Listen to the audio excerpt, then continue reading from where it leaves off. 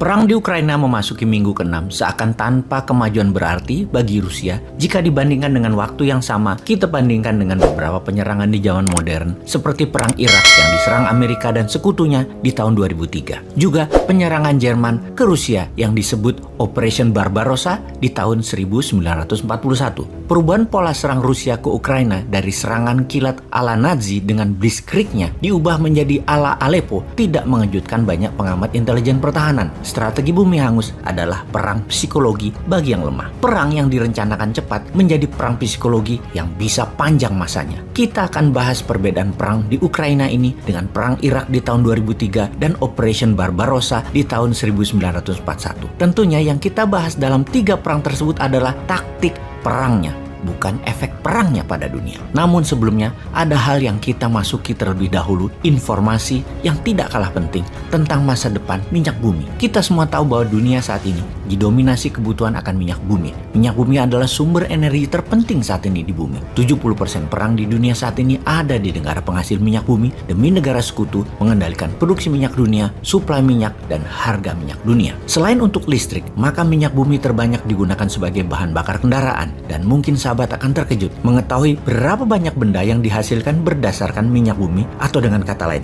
jika minyak bumi tidak pernah ada, maka benda ini pun tidak akan ada. Jika Anda meniup permen karet, itu ada unsur minyak buminya. Begitu juga pasta gigi, minyak wangi, lipstik, deodoran, kontak lens, bahkan 3 perusahaan besar dunia, Google, Microsoft, dan Amazon mempunyai investasi yang besar di industri perminyakan ini. Jadi, bagaimana sih kok bisa benda lengket berwarna hitam ini menjadi penting ketika dunia mulai menggeser ke arah energi terbarukan yang akan menggantikan minyak bumi? Nantinya, minyak bumi akan jadi apa? Atau bagaimana masa depan minyak bumi sesungguhnya? Sejarah minyak bumi dan manusia menjadi kecanduan minyak bumi sudah terjadi jauh-jauh hari ratusan tahun bahkan ribuan tahun yang lalu. Bangsa Mesopotamia di tahun 3100 sebelum Masehi sudah menggunakan minyak bumi untuk mozaik dan permata mereka. Bangsa Babilonia di tahun 1700 sebelum Masehi menggunakan minyak untuk pelapis perahu mereka agar tidak merembes air masuk ke kapal. Bangsa Mesir di tahun 2600 sebelum Masehi menggunakan bahan dasar minyak bumi untuk membalsem mumi. Juga bangsa Yunani telah sejak tahun 2000 sebelum Masehi menggunakan sebagai lampu minyak. Untuk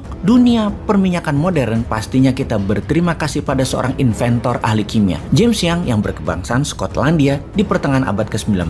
Dialah bapak petrochemical industry, di mana dia memisahkan minyak yang encer sebagai minyak lampu dan minyak yang pekat jadi pelumas mesin-mesin industri. 3 tahun kemudian, dia bermitra dengan Edward William Benny, seorang geologis, untuk menciptakan perusahaan penyulingan minyak pertama di dunia. Kemudian, perusahaan sejenis bermunculan di dunia, yang terbanyak adalah di Amerika. Di Amerika, di pertengahan abad 19 ada 2 peristiwa besar, Gold Rush ke arah barat Amerika dan Black Gold, minyak bumi di seluruh Amerika. Sehingga di penghujung abad 19, Amerika adalah negara terbesar di dunia penghasil minyak bumi dan turunannya. Lalu memasuki abad ke-20, kebutuhan minyak meningkat sangat tajam, terutama bidang transportasi dengan pertumbuhan industri mobil, motor, kapal terbang, dan kapal laut. Kemudian perubahan dunia terjadi ketika di tahun 1908 perusahaan Inggris menemukan cadangan minyak di wilayah Persia, di wilayah Iran sekarang. Inilah penemuan pertama oleh pihak barat yang besarnya cadangan minyak di wilayah Asia Barat itu merubah sejarah Asia Barat dan Timur Tengah selamanya. Sejak saat itu, penemuan-penemuan di Asia Barat berlanjut. Irak di tahun 1927, Bahrain di tahun 1932,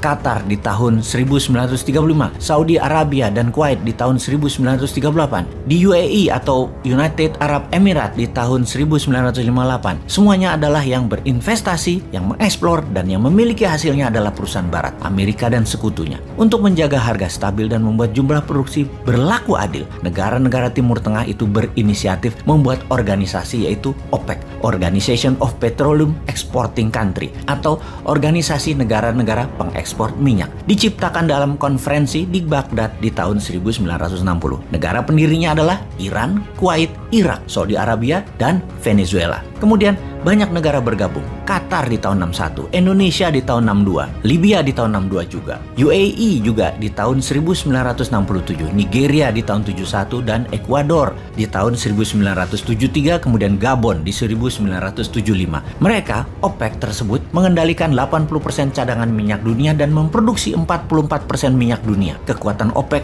dan dominasi OPEC sangat kuat sekali waktu itu. Apa buktinya? Ketika perang Arab-Israel di tahun 1973, OPEC mengembargo, melakukan sanksi ekonomi kepada Amerika dan sekutunya karena mendukung Israel. Harga minyak dari $3 per barel dibuat naik 400%, jadi $12 per barelnya. Peristiwa embargo ini dikenal dengan istilah The First Oil Shock. Kapan oil shock kedua? Yaitu di tahun 2020 kemarin. Ketika selama setahun shutdown karena pandemi virus Wuhan, di mana kebutuhan minyak bumi turun hingga 50%, juga perang harga Saudi-Rusia yang mana Saudi menurunkan harga minyak agar perusahaan Rusia bangkrut. Harga minyak bumi di bulan Januari 2020 adalah $67 per barel. Di bulan Maret 2020, harga minyak bumi ke $18 per barel. Dan di suatu titik di bulan April, harga pernah mencapai minus $38 per barel. Minus alias yang beli minyak dibayar, bukan bayar atau beli, tetapi dibayar. Sekarang di tahun 2022, kebutuhan minyak bumi 92,8 juta barel per harinya. Di antaranya Indonesia membutuhkan 1,5 juta barel per hari. Tiongkok membutuhkan 19 juta barel per hari. Di dunia ini ada 4,8 miliar mobil di jalanan. Dan ada banyak hal selain fuel bahan bakar kendaraan dihasilkan oleh minyak bumi yang belum bisa digantikan oleh energi terbarukan seperti tempat tidur, kamera, karpet, komputer, bola golf, botol, pestisida, pipa, gorden, ban, X-ray, dan banyak lagi. Sebuah fakta, mobil listrik akan merubah dunia transportasi, namun tidak akan merubah kebutuhan akan minyak bumi. Jadi, ketika dua negara berperang, Ukraina dan Rusia yang merupakan penghasil 15% minyak dunia, kira-kira apa yang terjadi ke depan terhadap masa depan minyak bumi di Indonesia? Juga terhadap harga barang-barang di Indonesia? Kemana kira-kira pikiran pejabat yang berkuasa saat ini? Sudah siapkah?